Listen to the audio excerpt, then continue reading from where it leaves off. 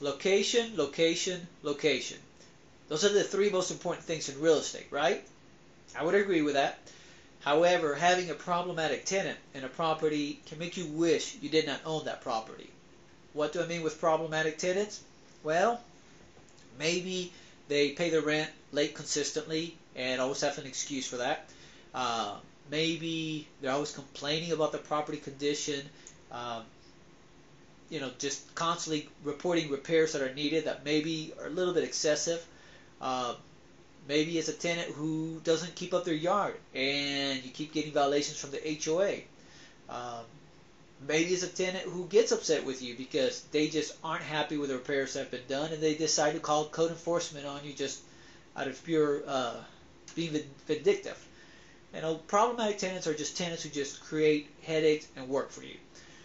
So how do you avoid those tenants and how do you get a good tenant? Well, you want to kind of think about it the same way that you would fishing. If I'm trying to catch a certain type of fish, I'm going to use the correct bait. With that said, think of your property, think of your house. Technically, your stove may work fine, but maybe it's an old stove. So maybe it's time to invest some money and get that 15-year-old stove replaced. Or maybe your carpet is really worn. Technically, you have carpet, but again, maybe it's time to look at replacing it. Maybe some yard work would be nice, some gardening, touch-up paint, things of that nature. Anything to make the house look nicer. Maybe your house doesn't need anything, and just maybe all it needs is a thorough cleaning. You want to also think of it from the perspective of marketing. When a tenant looks at your house versus the other ones, how are they going to view it?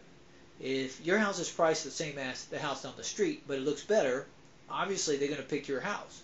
And again, if you're trying to attract that great tenant, you want them to turn in the application with you first before they turn it in with somebody else.